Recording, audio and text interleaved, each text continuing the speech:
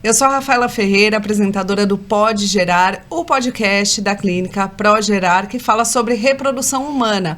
Vamos falar sobre mais alguns temas que são sempre muito importantes para você que está procurando esse tipo de trabalho. Saber o que é a reprodução humana, a gente vai desmistificar um pouco. Doutora Valesca de Carvalho aqui conosco, também o doutor Nelson Miranda e a Marília de Lourenço Máximo, que é nutricionista.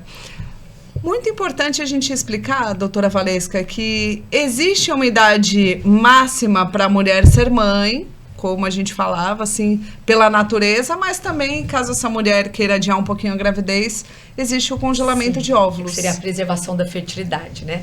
Essa preservação da fertilidade se beneficia muito as mulheres que desejam engravidar mais tardiamente, que seria postergar a maternidade, pacientes que têm antecedente familiar, mãe ou irmã com menopausa precoce, pacientes que já fizeram cirurgias de ovário, principalmente de endometriose, e pacientes que são portadoras de câncer, porque o tratamento do câncer, através da quimioterapia ou da radioterapia, eles são nocivos às gônadas e pode levar a uma infertilidade temporária ou transitória ou definitiva. Então, essas pacientes são candidatas a fazer o congelamento de óvulos.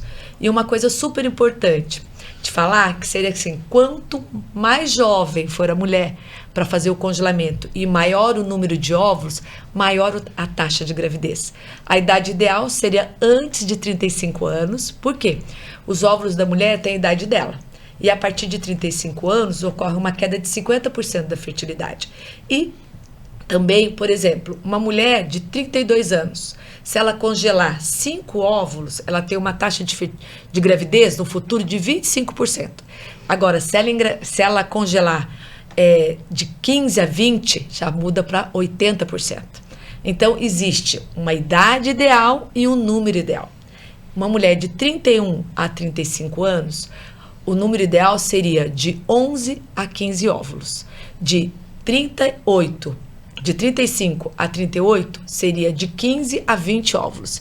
E acima de 38, acima de 20 óvulos. Então é muito importante, quanto mais cedo você pensar nesse procedimento e fazer esse procedimento, maior a taxa de gravidez futura. Até porque muitas vezes, doutora, ia te perguntar a respeito da endometriose. É uma doença que já existe há muito tempo, mas mais recentemente vem se falando. Ela pode evitar que essa mulher engravide, mesmo com esse processo que vocês realizam? É importante ser dito o que é endometriose. Endometriose é a presença do tecido do endométrio, que é o que descama na menstruação, fora do útero. Ele pode ser também dentro do útero, mas na parede do útero. Aí muda de nome, chamado adenomiose. Então, a endometriose ela pode atingir o peritônio, os ovários, as trompas, a bexiga, o intestino. E para isso ela recebe denominações diferentes, grau 1 a grau 4, ou mínima a profunda. A endometriose, por si só, ela já é um baita processo inflamatório, com liberação de mediadores inflamatórios que atrapalham muito a dinâmica ovariana. Então, não só a própria endometriose reduz a qualidade do óvulo, mas também o próprio tratamento da endometriose reduz a qualidade e a quantidade de óvulos. Então, a gente pode dizer, em termos gerais, porque endometriose é uma entidade, mas em termos gerais a gente pode dizer que portadores de endometriose têm uma redução de 50% na taxa de fertilidade. Então, se isso associar com a idade, o dano é muito maior. Importante dizer, pegando o gancho aqui da Valesca, que se vocês pararem para pensar, a gente fala muito de idade, e idade não é doença. E a idade, ela nos traz algumas reflexões importantes, e para isso eu posso dizer 3. A idade reduz a taxa de gravidez, seja natural ou por fertilização, mas ela aumenta a taxa de abortos naturais. Ela aumenta a taxa de anomalias cromossômicas. Então, é inversamente proporcional. Idade diminui fertilidade, aumenta abortos naturais e aumenta anomalias cromossômicas. É possível prever se esse bebê ele vai ter alguma anomalia? Já existe hoje na medicina exames que podem detectar esse tipo de situação? Sim, é ótima pergunta, inclusive. Naturalmente, a idade, uma mulher de 35 anos, em termos de anomalias genéticas, em termos gerais, é um caso para 170 nascidos. Mas uma mulher de 40 anos cai para 1 para 30, para 38. Então, já é um número importante. Dentro de um tratamento de fertilização in vitro, quando o embrião ele está dentro do laboratório, na incubadora, que pode ser a Jerry, ele está no 5º dia de vida, numa forma chamada blastocisto, que é a forma do embrião que mais se implanta no endométrio, na camada interna do útero. É possível fazer um teste nesse embrião. É o chamado PGD. É uma sigla de diagnóstico genético pré-implantacional, também chamado PGTA.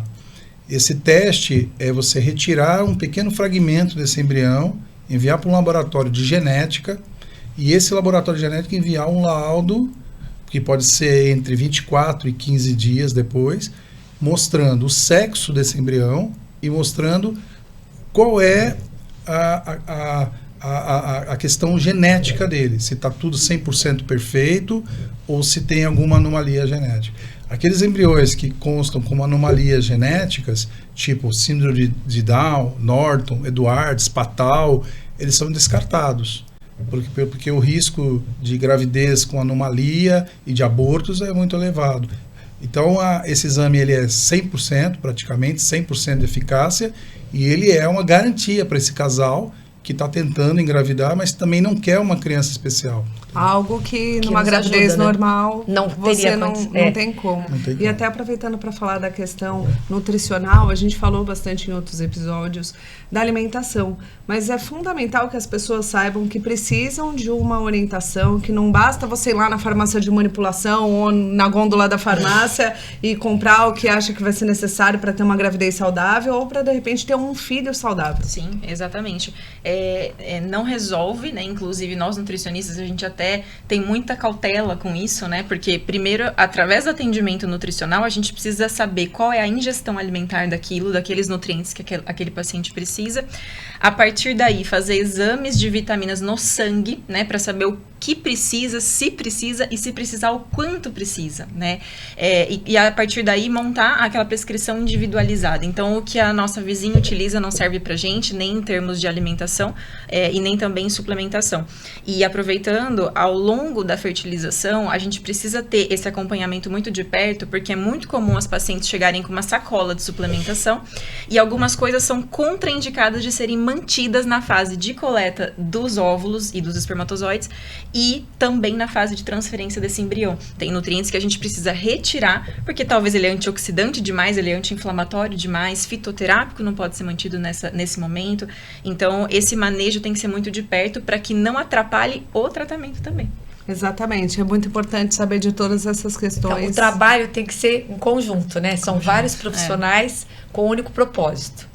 Trazer um bebê saudável em casa. Sem dúvida, e as tentativas têm que sempre ser feitas, não pode se desistir na primeira vez. Agradecer mais uma vez a vocês, acho que foi um bate-papo muito esclarecedor e continue acompanhando o podcast para ter mais informações sobre reprodução humana.